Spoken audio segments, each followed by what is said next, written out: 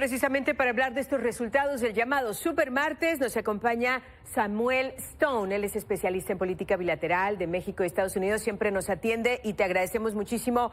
Samuel, ¿cómo te va? Muy buenos días. Buenos días. Buenos días, un gusto estar con ustedes como siempre. Gracias por la invitación. Gracias. ¿Cómo viste los resultados de este llamado Super Martes? Pues parece que todo perfila a que se van a volver a enfrentar Donald Trump del lado de los republicanos y Joe Biden del lado demócrata el próximo noviembre. En efecto, si había todavía duda de que ellos iban a ser otra vez los candidatos, pues después de anoche ya no la hay. Tuve el honor anoche de moderar una mesa en la oficina UTLAP Extensión Ciudad de México con el maestro Gerardo Rodríguez, experto en seguridad y colega de la universidad, pero también con la embajadora Marta Bárcena y el embajador Carlos de Icaza, y todos coinciden, ¿no?, en que esto marca el final de las elecciones primarias realmente, ¿no?, en todo sentido práctico en Estados Unidos. Y que tenemos una repetición, ¿no?, de la contienda entre Biden y Trump, a pesar, como ustedes bien mencionan, de que son dos de los candidatos menos populares en la historia de los Estados Unidos. Parece que cada 4 años decimos lo mismo, pero ninguno de los dos es particularmente popular. Grandes porciones de la población estadounidense decimos que preferiríamos a otros candidatos a la cabeza de ambos partidos, y sin embargo, pues después de ya la mitad de los estados esencialmente que han votado en las elecciones primarias de ambos partidos,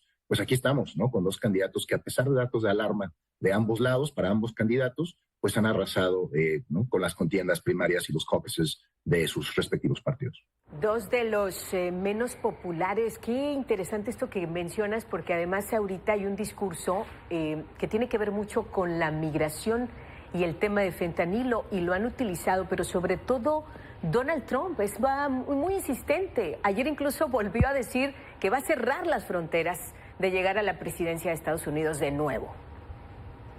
Así es, y me parece que pues el discurso del lado republicano ha sido muy similar ya durante mucho tiempo, ¿no? Ya tiene bastantes años que los republicanos están en esta línea, en particular desde que está Donald Trump, pero inclusive desde antes. Lo que a mí se me hace interesante en los últimos meses realmente son dos datos. Uno, en que más y más porcentaje de la población estadounidense está cada vez más convencido de que el problema de la frontera o el problema de la migración es un problema de seguridad.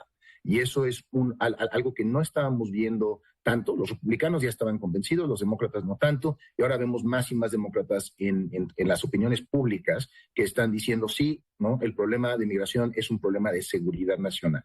Y al mismo tiempo, lo que vimos hace unas semanas en el Congreso fue que pues los demócratas esencialmente están aceptando esta realidad y abandonaron pues mucho de lo que pedían del lado migratorio como un camino a la legalización para, ¿no?, los 10 millones, 11 millones de indocumentados en Estados Unidos, por lo menos algunos de ellos, etcétera, y pues estaban dispuestos a aceptar en una ley que no se aprobó, ¿no?, una propuesta de ley que no se aprobó, pero estaban dispuestos a aceptar pues unas medidas bastante restrictivas a la migración, incluyendo el poder del Ejecutivo para cerrar la frontera. Ahora, ¿eso qué quiere decir? Pues no, que queda abierto a la interpretación, pero eso es lo que estaba en la propuesta de ley, que los demócratas apoyaron y que solamente no se aprobó porque algunos republicanos en la Casa de Representantes no lo apoyaron. Pero el hecho de que se esté usando el tema migratorio como un tema de seguridad y que ambos partidos ahora estén convergiendo en que en efecto es un tema de seguridad,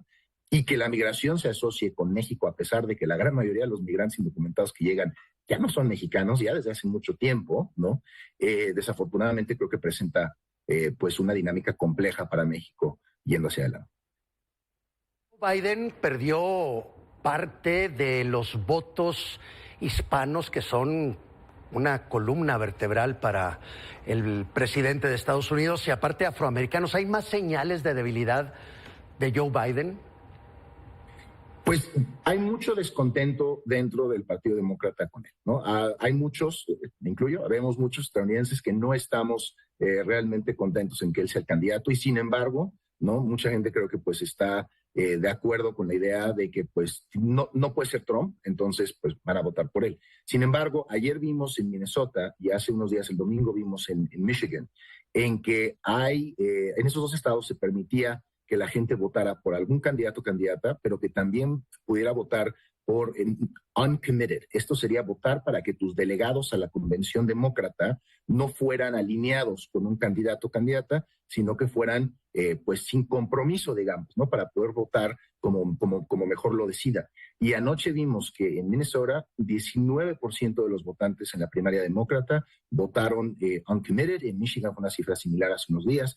Este es un dato de alarma para Biden. Eso quiere decir que la quinta parte de las personas que salen a votar en una primaria, normalmente son las personas más comprometidas con el partido, etcétera, pues no están votando por ti. Ahora, eso no quiere decir que no voten por él en noviembre, vamos a decir eso, ¿no? En la elección general. Pero el hecho de que ahorita la quinta parte de tus votantes, de tu voto duro, digamos, de tu partido, esté diciendo, yo no estoy de acuerdo contigo como candidato, ese es un dato de alarma para Joe Biden, y creo que su equipo pues seguramente hoy lo está analizando muy de cerca. Parte de eso es que hay comunidades musulmanas grandes, tanto en Minnesota como en Michigan, que están muy infelices con la postura que ha tomado Biden sobre las acciones militares israelíes, la guerra israelí en Gaza, ¿no? Y eso le ha presentado problemas con la comunidad somalí en Minnesota, las comunidades árabes en Michigan, pero ese dato de alarma está ahí. Y también lo sé para Donald Trump. En el caso de Joe Biden, aquí veíamos también las imágenes a Nikki Haley, que prácticamente ella va a anunciar que se retira, aunque pues ganó Vermont. Pero quiero preguntarte, Samuel, en torno a estas acusaciones tan serias contra Donald Trump, ¿ya no tienen tanto peso? ¿Él de verdad podría llegar a ser el candidato de los republicanos, incluso ganar la presidencia? ¿Qué va a pasar con estas acusaciones? Porque son muy serias, ya llevan mucho tiempo. Y pues claro que pone en riesgo estas próximas elecciones en Estados Unidos. ¿O tú qué opinas? Sí, este es el dato de alarma para Trump, que hay un segmento relativamente grande, dependiendo del estado, entre 10 y 20% de los votantes republicanos, más que nada personas que apoyaron a Nikki Haley en estos estados, porque en muchos estados ella se llevó pues la tercera parte del voto, ¿no? Entonces hay un porcentaje de ellos que dicen, yo no voy a votar por Donald Trump, punto, en noviembre, ¿no?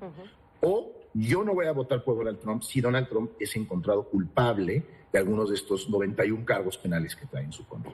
Entonces, lo que ha estado haciendo la campaña de Trump es una estrategia judicial, ¿no? En el sistema judicial, de tratar de alargar los procesos, tratar de que no se concrete un juicio penal en su contra antes de las elecciones de noviembre. Hasta el momento lo han logrado. La Suprema Corte decidió conocer de un caso, el caso de la inmunidad. Trump está alegando de que todos los expresidentes tienen una inmunidad completa de lo que hicieron mientras estuvieron en la Casa Blanca, y ese argumento ya fue rechazado por los tribunales inferiores de manera contundente, y sin embargo la Suprema Corte ha decidido aceptar el caso, y pues eso está alargando muchos de estos procesos penales en su contra, porque no pueden continuar a juicio hasta que se resuelva este tema de la inmunidad. Entonces, si logra Trump que estos juicios se sigan o se empujen hasta después de las elecciones, pues podría ser que personas que no están dispuestas a votar por él, si lo encuentran culpable, pues no sepan si es culpable o no hasta después de que hayan tenido que emitir su voto. Finalmente, conociendo cómo están las cosas en cuanto a la popularidad del presidente Biden en este momento, estos delitos por los cuales se le acusa también a Donald Trump, ¿tú ves riesgo de que los demócratas pierdan la presidencia en estos próximos comicios que va a ser en noviembre? ¿O cómo ves las cosas? ¿Cuál es tu perspectiva en este momento? Sí, yo lo he dicho varias veces en semanas recientes. Si las elecciones fueran hoy, y yo apostara, que no apuesto, pero yo le apostaría a Donald Trump. Me parece bastante claro que Donald Trump es ahorita el que lidera en las encuestas. Las encuestas no siempre están bien, pero los indicios ahorita son hacia Donald Trump, y creo que tanto en México como en Europa, como en el resto del mundo, tenemos que estar listos y listas para una segunda presidencia de Donald Trump. No solo no se puede descartar, sino que en este momento es lo más probable. Ahora, de aquí a noviembre es mucho tiempo, es una infinidad de tiempo en la política, ¿no? Entonces pueden pasar muchas cosas, pueden haber muchos cambios. Yo creo que va a haber mucha gente que apenas anoche, después de Super Tuesday, van a decir, híjole, por fin me estoy dando cuenta que realmente sí va a ser una segunda vuelta entre Biden y Trump, y que al momento de tener que decidir entre los dos, o decidir quedarse en casa y no votar o salir a votar, que van a votar por Biden. Creo. pero está muy difícil a estas alturas saber cómo va a evolucionar con todas estas interrogantes la campaña de aquí a noviembre. Hay que seguirlo muy de cerca, pero de entrada les diría que sí, hay que estar preparados y preparadas en México, en Taiwán, en Ucrania, en Israel, en la OTAN, en todo el mundo, ¿no? Para la posible llegada de Donald Trump a la presidencia, y un Donald Trump que viene mucho más preparado que la vez pasada para gobernar en la imagen que él quiere gobernar, y mucho más dispuesto, me parece, inclusive que antes, a romper todas las normas democráticas en las cuales está fundamentado el sistema estadounidense. Samuel Stone, especialista en política bilateral México-Estados Unidos. Como siempre, muchísimas gracias y muy buenos días. Gracias, Samuel. Muchas gracias, buen día. Gracias, Buen día. Igualmente.